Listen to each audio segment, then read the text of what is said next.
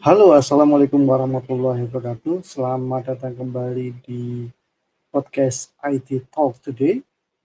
Topik pada episode kali ini adalah IT Governance.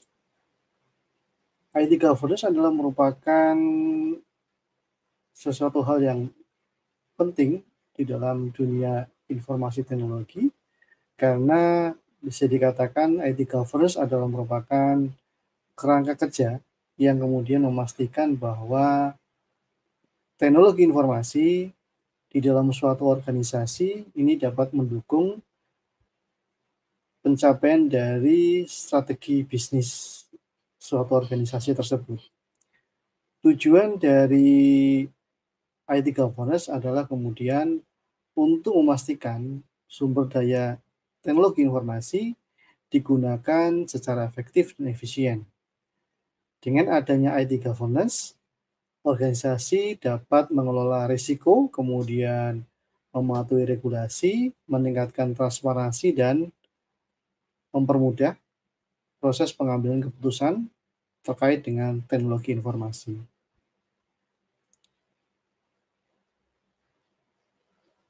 Dengan demikian, IT governance ini tidak bisa kita remehkan karena sangat menduduki posisi yang sangat penting di suatu organisasi.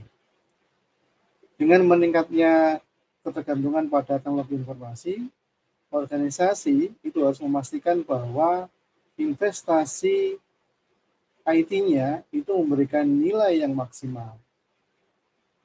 Jadi, IT governance dapat membantu di dalam mengidentifikasi dan mengelola risiko yang terkait dengan teknologi informasi. Misalnya saja, ketika terjadi pelanggaran data atau kegagalan sistem.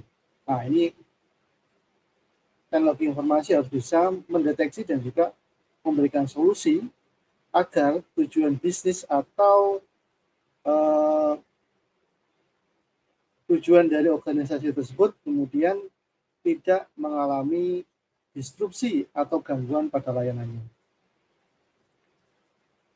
Di dalam IT governance ini ada 5 domain ya.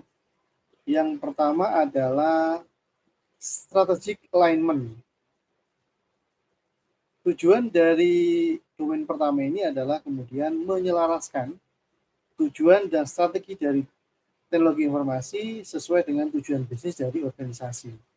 Jadi, IT governance memastikan bahwa teknologi informasi mendukung dan mempercepat tujuan bisnis. Di dalam implementasinya, kita bisa melihat misalnya sebuah perusahaan yang kemudian mengembangkan CRM untuk meningkatkan hubungan dengan pelanggan dan meningkatkan penjualan. Kemudian domain yang kedua adalah value delivery. Domain ini, IT governance memastikan bahwa teknologi informasi memberikan nilai yang maksimal untuk organisasi melalui investasi-investasi yang dilakukan pada ranah teknologi informasi. Dan di sini kita mencakup pengelolaan dan juga pengukuran manfaat dari proyek-proyek teknologi informasi. Sebagai contoh, poin kedua, domain kedua ini adalah bagaimana kemudian kita mengimplementasikan solusi perangkat lunak yang dapat mengurangi biaya operasional dan meningkatkan efisiensi dari suatu proses bisnis. Domain yang ketiga adalah risk management. Pada domain ini, teknologi informasi harus bisa mengidentifikasi, menganalisa, dan mengelola risiko yang terkait dengan penggunaan teknologi informasi. Fungsi pentingnya adalah harus bisa melindungi aset dan informasi dari suatu organisasi. Implementasinya, kita bisa melihat adanya sistem audit ataupun proses vulnerability management, ya, ataupun kita lakukan dengan proses pen testing dari suatu website organisasi. Nah, kesemuanya ini adalah masuk ke dalam domain yang ketiga. Kemudian domain yang keempat adalah resource management. Di dalam domain ini, IT governance harus bisa mengelola sumber daya teknologi informasi secara efisien, termasuk di dalamnya adalah penggunaan perangkat kerasnya, perangkat lunaknya, dan tenaga kerja atau sumber daya manusianya. Poin yang keempat ini bertujuan untuk memaksimalkan penggunaan sumber daya yang ada. Contohnya, misalnya kita bisa melakukan optimalisasi penggunaan server di pusat data untuk mengurangi daya dan biaya dan meningkatkan kinerja. Atau bahkan kita bisa berpindah ke model cloud computing yang mungkin lebih ringan biayanya karena tidak ada investasi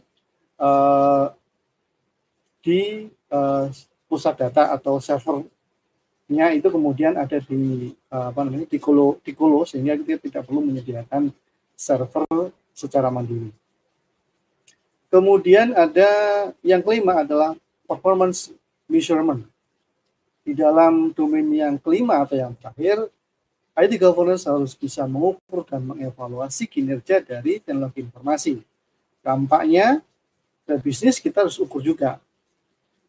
Pada posisi ini, IT governance bisa membantu di dalam pengambilan keputusan dan perbaikan yang berkelanjutan. Contoh aplikasinya adalah dengan menggunakan atau pemanfaatan indikator kinerja utama atau KPI. Kemudian KPI ini digunakan untuk menilai efektivitas sistem informasi dan juga mendukung keputusan manusia. Demikian yang dapat saya sampaikan pada episode podcast kali ini. Semoga informasi yang saya sampaikan ini bisa memberikan wawasan. Dan sampai jumpa di episode podcast IT Talk Today dengan topik yang berbeda. Wassalamualaikum warahmatullahi wabarakatuh.